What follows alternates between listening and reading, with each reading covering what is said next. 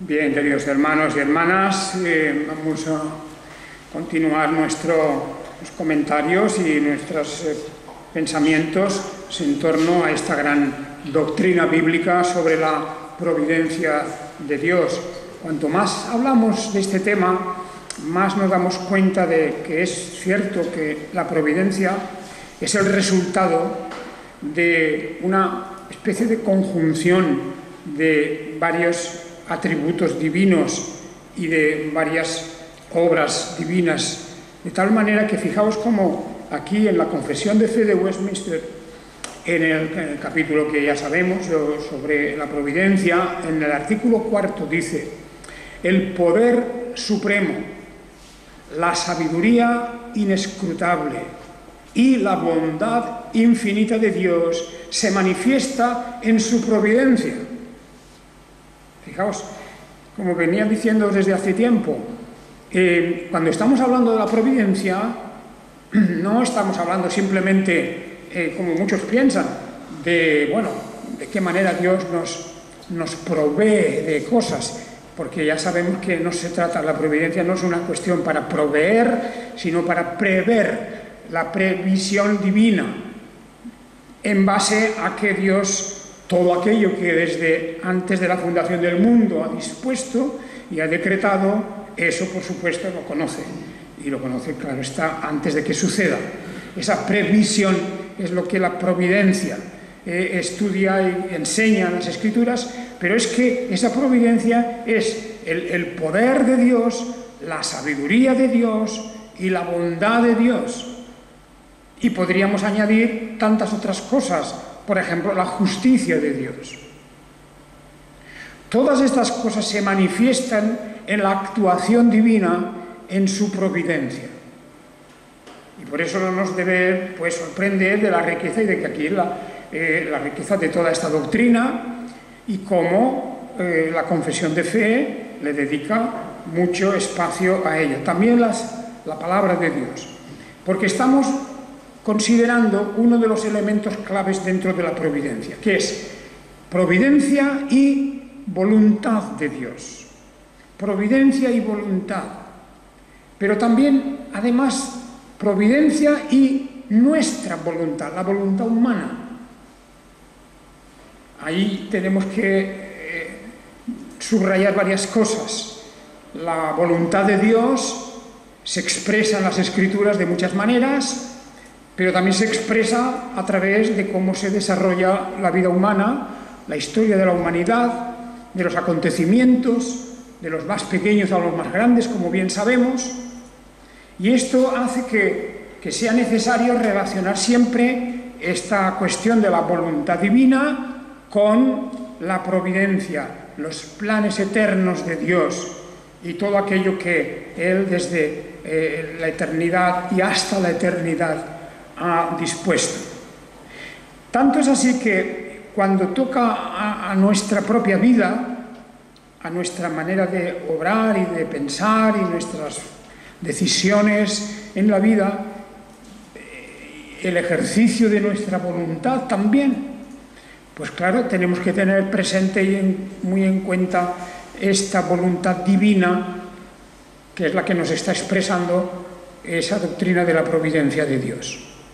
Hay un texto, lo tenéis en la parte de atrás de la hoja de hoy, en la carta primera de Pedro, cuando dice, nos está diciendo a nosotros, el apóstol escribe a la Iglesia de Dios y dice, para no vivir ya el tiempo restante en la carne, es decir, en la naturaleza humana no regenerada. Que no vivamos, dice, el tiempo restante en la carne, en las pasiones de los hombres, sino en la voluntad de Dios.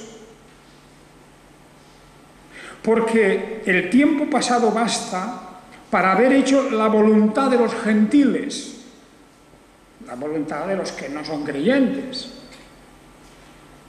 viviendo en lascivias, etc. Sed pues sobrios y vigilantes en las oraciones, teniendo ante todo ferviente y constante amor entre vosotros, porque el amor cubre multitud de pecados. Bien, ahí vemos la contraposición. Que vivamos, dice, el tiempo restante que nos queda en esta vida, lo vivamos dentro de lo que es la voluntad de Dios. Ahora analizaremos esto. Porque ya está bien de haber vivido antes según la voluntad de los gentiles, de los no creyentes. Aquí hay naturalmente una oposición total y radical a la voluntad de Dios y la voluntad de los gentiles. Es la mente de Dios y la mente de la carne, la mente carnal. Estas son las dos cuestiones. Venimos hablando de esto muchos meses, en realidad, desde que empezamos a hablar de la mente de Cristo en nosotros. Porque eso es lo que determina luego si estamos dentro o fuera de la voluntad divina.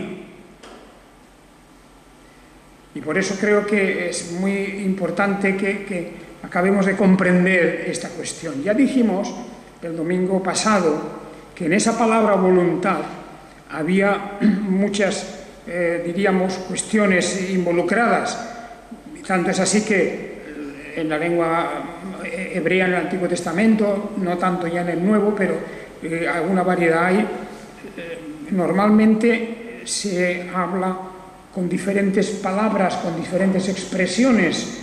Lo que nosotros siempre hablamos con la palabra voluntad, y solamente usamos la palabra voluntad. Sin embargo, en el Antiguo Testamento, sobre todo, hay una gran variedad de expresiones. ¿Por qué? Pues porque efectivamente estamos ante una cuestión compleja para comprender lo que es la voluntad de Dios. Y yo creo que ahí hay mucha confusión cuando nos referimos a la voluntad de Dios. ¿Por qué? Porque la voluntad de Dios tiene varios aspectos. Por una parte, tenemos una voluntad que podemos llamar declarativa. Dios hace saber qué es aquello que a Él le agrada.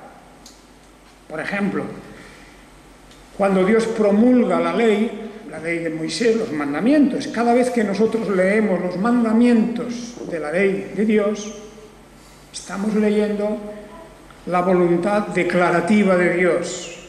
Dios declara lo que debemos hacer. Es voluntad divina que esta sea nuestra manera de vivir.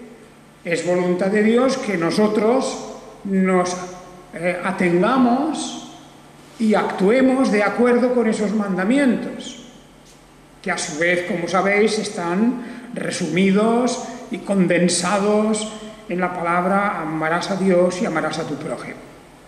Pero cuando Dios despliega ante nosotros esos mandamientos, esa ley suya, Dios está diciendo, esto es el camino que yo os propongo. Es una proposición divina. Es una propuesta. Y nos dice, tenéis que obedecer. Pero naturalmente eso parte de su voluntad, eso es lo que Él quiere, en el sentido de que es lo que a Él le agrada. Y podemos decir, pues claro, como cuando dice en otro texto del apóstol Pablo, dice que la voluntad de Dios es vuestra santificación. La voluntad de Dios es vuestra santificación, naturalmente. Es decir, que crezcamos en santidad, que haya un progreso en nuestra vida. Eso es lo que Dios quiere. Pero el hecho de decirlo no está obligándonos, ni está, digamos, constituyendo una fuerza extraña sobre nosotros. Pero Dios declara esas cosas. Dios hace una voluntad declarativa. Tenemos algunos textos que nos pueden aclarar un poquito más este tema. Por ejemplo, en el libro de Hechos de los Apóstoles, en el capítulo 22, Y versículo 14, si no he copiado mal esto, dice, cuando Pablo relata su conversión, cuando él está hablando de su conversión, en aquella comparecencia, después de haber sido arrestado en el templo, dice, 22:14, dice, entonces él dijo, está contando lo que Ananías le había hablado, todas las palabras de aquel ayudante que tuvo, aquel guía, aquel hermano. Entonces él dijo, ese Ananías dijo, el Dios de nuestros padres te ha escogido para que conozcas su voluntad, veas a lo justo y oigas la voz de su boca. Aquí, esa palabra, para que conozcas su voluntad, la palabra voluntades, naturalmente, quiere decir para que conozcas sus planes, para que conozcas la misión que te va a encomendar, para que conozcas el verdadero sentido de la revelación de las Escrituras. Dios te ha elegido para eso, para manifestar estas cosas, para revelarte estas cosas. Es una manifestación declarativa que Dios te va a hacer y te ha escogido para que conozcas su voluntad. Antes andabas equivocado, errado, ibas por un camino de perdición, a pesar de tu religiosidad, a pesar de tu aparente bondad, pero ahora Dios te ha elegido para que conozcas su voluntad. Bueno, esa es una manifestación muy clara de lo que el apóstol Pablo también en la carta a los romanos dice de esta manera. No, Romanos 12:2 dice, no os adaptéis al mundo, sino sed transformados por la renovación de la mente, para que comprobéis cuál es la voluntad de Dios, lo bueno, lo aceptable y lo perfecto. Aquí también tenemos esta idea declarativa de lo que es la voluntad, ¿verdad? Que dice, no os adaptéis al mundo, sino que sed transformados con la renovación de la mente, porque si no, no podéis conocer nada. Es una renovación, es una transformación intelectual, de conocimiento y de tantas otras cosas, para permitirnos conocer la voluntad de Dios. Simplemente conocerla. De otra manera tampoco llegamos a comprenderla, ni a tener constancia de lo que es. Y esa voluntad divina nos hará comprobar lo bueno, lo aceptable y lo perfecto de Dios. De manera que, en ese sentido, venimos un poco a decir, bueno, ¿y cómo conocemos esa voluntad? Pues ya hablábamos de esto el domingo pasado. No tenemos más que una fuente para conocer la voluntad de Dios, la palabra escrita de Dios. No esperemos revelaciones o la pretensión de que yo tengo un conocimiento diferente y superior al de otros. Aquella especie de gnosis que todavía existe en la voluntad y en el corazón de las personas hoy día, dentro de las iglesias, incluso dentro del cristianismo, continúa habiendo esa tendencia hacia la gnosis, hacia un conocimiento diferente o una inspiración o revelación particular que alguien pueda tener, lo cual da una sensación de superioridad sobre los demás. Eso no es así. Para conocer la voluntad de Dios tenemos una fuente, que es la Escritura, y no con interpretaciones privadas particulares, sino la suma de la Iglesia de Dios. La suma de la Iglesia de Dios. Y claro está que diréis, la Iglesia no se pone de acuerdo. Es verdad que no toda la Iglesia se pone de acuerdo, porque no toda la Iglesia es Iglesia. No toda la Iglesia es Iglesia. Hay Iglesia visible, aparente, hay Iglesia real y verdadera, que es la suma de los regenerados, de los nacidos de nuevo. Y estos se ponen de acuerdo pronto en los fundamentos de la fe. No hablo yo de la interpretación particular de una línea, de una palabra o de un versículo. Estoy hablando de lo fundamental en la fe cristiana. Bien, pues todo esto es lo que venimos a conocer. Es la voluntad de Dios declarativa. Muy importante, porque tenemos que ir a la fuente que es la palabra de Dios escrita. Y no hemos de cansarnos de oír esto nunca. No podemos de ningún modo consentir que la palabra, la Biblia escrita, esté en una estantería de la casa o por allí, por cualquier sitio, y pasen días, y pasen semanas, y pasen meses incluso, y apenas se abre, y si no es como un poquito para leer como si fuera un rito supersticioso. La palabra de Dios está para escudriñarla, estudiarla, la palabra misma, directa, no los comentarios, sino la palabra. Esa es la que nos da verdaderamente el conocimiento de lo que es la voluntad de Dios. Pero además de eso, cuando hablamos de la voluntad de Dios, no solamente son declaraciones, no solamente es decir lo que a Dios le agrada, es también una voluntad que podemos llamar normativa. Normas que Dios dice, estas son las normas. Es decir, que puede coincidir con esa declaración, como decimos antes, los mandamientos de la ley de Dios es una declaración, pero es que además Dios dice, es que esta es mi voluntad, que cumpláis esto. Y si no se cumple, hay unas consecuencias. O sea que no solamente la Torá que es una enseñanza, porque eso es lo que significa esa palabra. La Torá, la ley, es una enseñanza, propiamente no es una ley, aunque nos hemos acostumbrado siempre a traducir eso por la ley. Pero no es una ley como aquí un gobierno pues promulga una ley, no es eso. La ley de Dios es una enseñanza. Y luego viene la declaración normativa cuando dice, esta ley, esta enseñanza no es opcional. No es opcional, no es si os parece bien lo hacéis y si no, pues no pasa nada. No, Dios no nos da un consejo. Aquí, hombre, te aconsejo que esto es mejor, que hagas esto. No. La Torá, la enseñanza, es una enseñanza que se nos propone como una norma para dirigir nuestra vida, para gobernar nuestra vida, por lo cual hemos de someter y sujetar nuestra voluntad a la voluntad de Dios.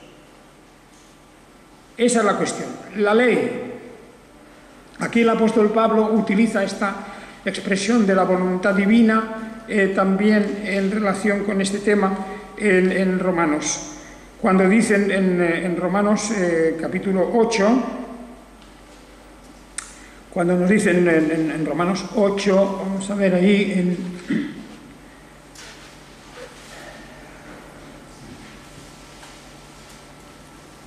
en Romanos no 8, sino en Romanos 2, perdón. En Romanos 2:18. En Romanos 2:18 nos dice esto. 2:17 mejor, 17 y 18. Dice, pero si tú, que te llamas judío, es como si nos dijera, si tú que te llamas cristiano, claro, porque ese era el pueblo de Dios. O si tú que te llamas evangélico, o reformado, o presbiteriano, o lo que tú quieras. Si tú que te llamas de esto, y te apoyas en la ley, y te enorgulleces en Dios, y conoces la voluntad, e instruido por la ley apruebas las cosas mejores, y estás confiado en que eres guía de ciegos, luz de los que están en tinieblas, instructor de indoctos, maestro de niños, que tienes en la ley la esencia del conocimiento y de la verdad, tú pues que enseñas a otros, no te enseñas a ti mismo.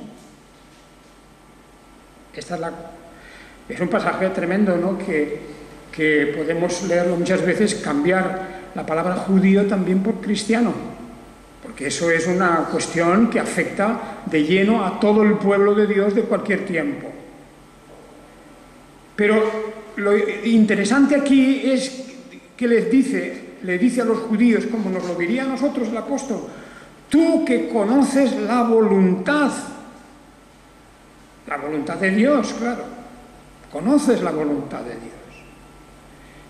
Como nosotros conocemos, en mayor o menor grado, esa voluntad de Dios, y sabemos que no es una cosa optativa, que no es una cuestión así como para examinarla superficialmente, es la norma de nuestra vida.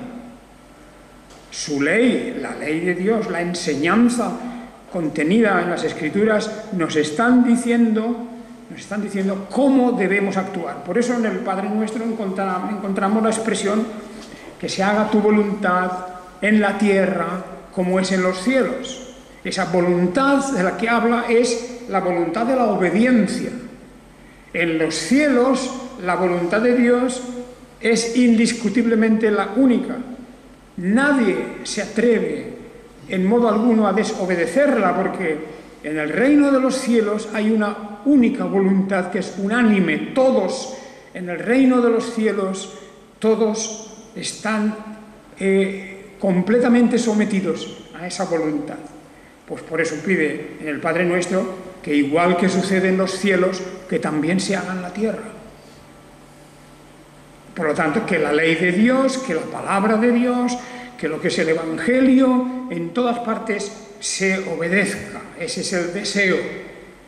Cuando nosotros oramos, deberíamos orar pidiendo eso, que está sujeto todo ello a los planes y decretos de Dios, pero el deseo del cristiano, como cuando leemos los salmos, el salmista, que lloraba porque no respetaban la ley de Dios. Lloraba porque en torno suyo veía gente que se burlaba incluso de la ley de Dios. Y nosotros, cuando oramos, pedimos que se haga tu voluntad en la tierra como es también en el cielo. Así que esa es la norma, y debemos de atenernos a eso. Y es una cuestión de obediencia. Y cuando hablo de eso me acuerdo de la parábola que hay en Mateo 21 de aquellos dos hijos. ¿Os acordáis que el padre manda a uno y le dice: hijo mío, vete al campo a trabajar, etcétera, hacer eso? Y el hijo le contesta mal, le dice: no quiero. Pero luego se arrepiente, lo piensa, se arrepiente y se va a trabajar al campo. Y luego va al otro y le dice: hijo mío, tienes que ir a trabajar al campo. Y dice: sí, padre, muy bien. Pero luego no va. Y entonces el Señor Jesucristo pregunta: ¿y cuál de los dos creéis que ha cumplido la voluntad de su Padre? Y nos propone ahí una cuestión, ¿verdad?, que podríamos discutir muchas cosas. Pero evidentemente la respuesta es clara, de aquel que primero tiene un pronto de decirle no quiero, pero luego reflexiona, se arrepiente y va. Y este cumple la voluntad, porque esa voluntad de Dios que tenemos en su santa ley es una cuestión de cumplimiento, de obedecerla, no discutirla, sino obedecerla. Obedecer la ley de Dios. Y eso, por lo tanto, es lo que significa el hecho de que la voluntad divina es una voluntad que, además de ser declarativa, como hemos dicho antes, también es una norma. Y además, y como última cuestión dentro de esto, pues hemos de reconocer que cuando decimos la voluntad de Dios se refiere a los actos que Dios ejecuta, que Dios hace, los decretos que Dios ha establecido desde antes de la fundación del mundo y que llegado su momento Dios los ejecuta, los realiza. Dios realiza aquello que Él quiere. Dios hace su voluntad, la hace. Y nadie le puede decir qué estás haciendo. Y nadie puede frenar sus actos. O sea que es una voluntad ejecutiva, las obras, los actos de Dios, que nadie los puede impedir ni nadie los puede cambiar en absoluto. Y ahí sí que es necesario que recordemos una y mil veces la carta a los Efesios. La carta a los Efesios, sobre todo en este principio tan sublime de la carta, donde aparece varias veces toda la idea de la voluntad divina. En particular, acerca de nuestra salvación. Cuando está hablando de nuestro Señor Jesucristo, Jesús el Mesías, en quien se han reunido todas las cosas de los cielos y en la tierra, dice, en el cual también tenemos o fuimos hechos herederos en Cristo Jesús. Dios nos ha constituido herederos, eso es una declaración y más aún es un decreto de Dios. Habiendo sido predestinados conforme al propósito del que hace todas las cosas según el designio de su voluntad. El que hace todas las cosas según el designio de su voluntad. Para que de aquello que Dios quiere hacer desde antes de la fundación del mundo, no os quepa la menor duda de que eso será así. Será así. Y en particular lo que corresponde a la historia de la humanidad, porque la historia de la humanidad no es una cosa que va por libre, o una cosa que depende del azar, o de la casualidad, o de esas cosas, ni las obras humanas, es algo que no tiene ninguna clase de control. Todo lo contrario, la palabra de Dios lo que está diciendo es que hay uno que es el Todopoderoso que hace todas las cosas según el designio de su voluntad. Punto. Y se acabó, no hay más que discutir en esto. Dios hace todas las cosas según el designio de su voluntad, porque tiene el poder para ello. Tiene el poder para eso.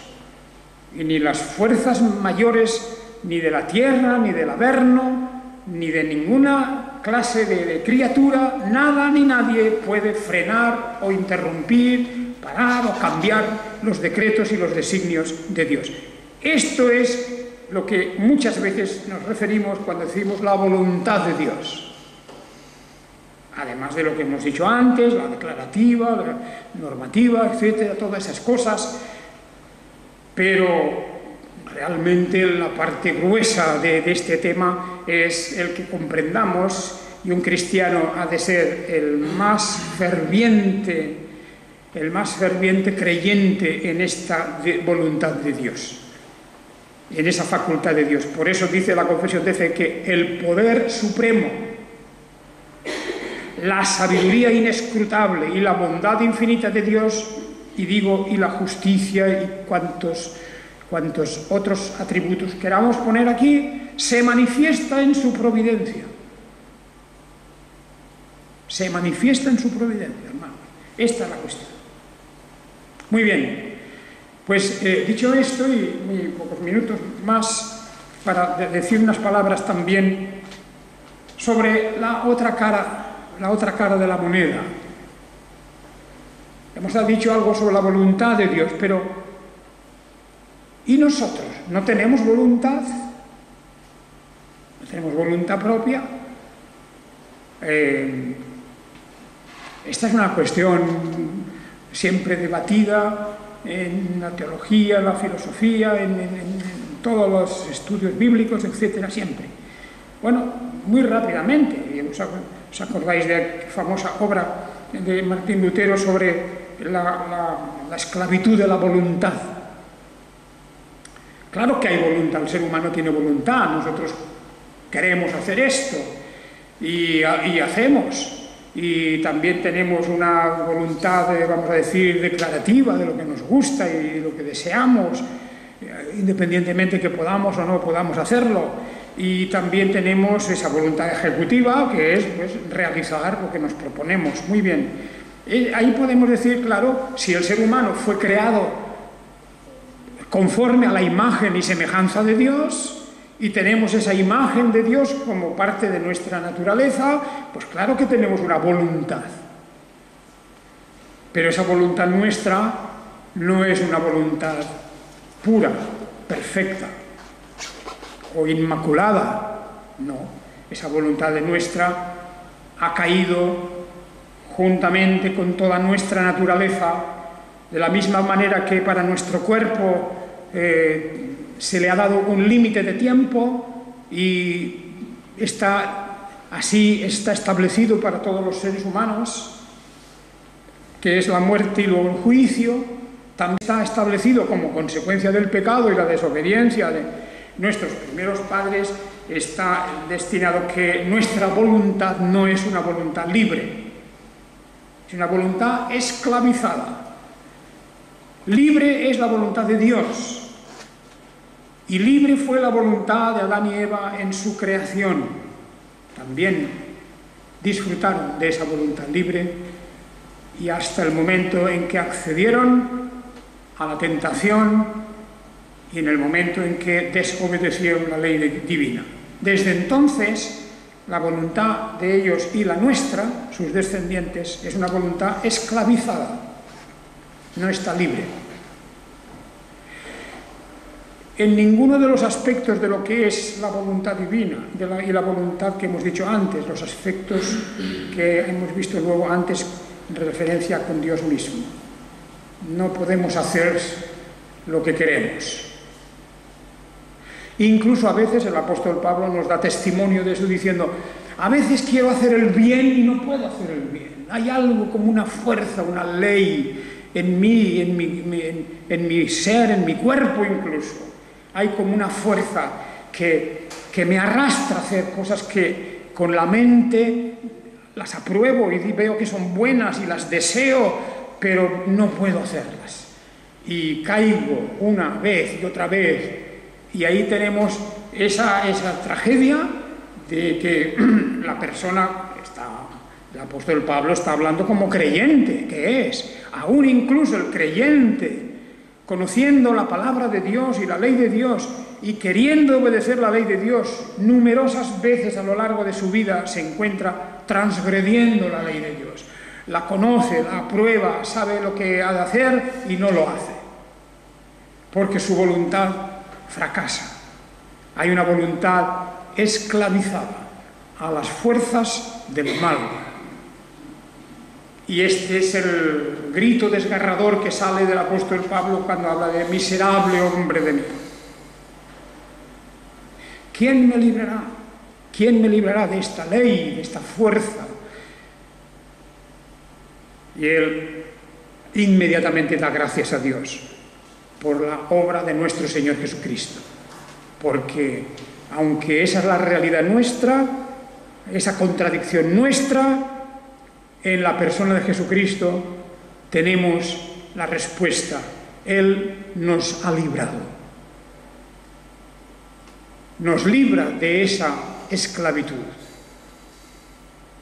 No porque en adelante nos hemos vuelto a convertir en dioses para hacer como Dios en su voluntad, no. Pero sí para que luchemos hasta el fin de nuestra vida, con todas nuestras fuerzas, luchemos contra el pecado. Y finalmente venzamos. Y seamos más que vencedores. De manera que ahí es donde tenemos que recordar la realidad. Y por eso, lo que hemos leído hace un momento, dice, porque el tiempo pasado basta para haber hecho la voluntad de los gentiles, viviendo en lascivias. Sed pues sobrios y vigilantes en las oraciones, teniendo ante todo ferviente y constante amor entre vosotros. Esta es la instrucción, para que aprendamos a sintonizar nuestra voluntad con la voluntad de Dios. Poner la sintonía, la misma onda, de la sintonía de la voluntad divina y la nuestra. Bien, queridos hermanos, ya te vamos a dejar aquí hoy porque el próximo domingo continuaré pues hablando sobre este conflicto ya que hay dentro del creyente, qué podemos decir sobre la voluntad del creyente, la voluntad, cómo la llevamos a cabo. Y tenemos que ver algunos ejemplos, particularmente el caso de personajes como el rey David y de todas las manifestaciones, por una parte, del pecado y también del dolor del pecado que hay en él, y cómo la voluntad del creyente se ha de reforzar y se ha de alimentar de la palabra de Dios para que ocurra lo que dice el apóstol Pedro, para que no hagamos lo que hacen los demás, para no vivir ya el tiempo restante en la carne, en las pasiones de los hombres, sino en la voluntad de Dios.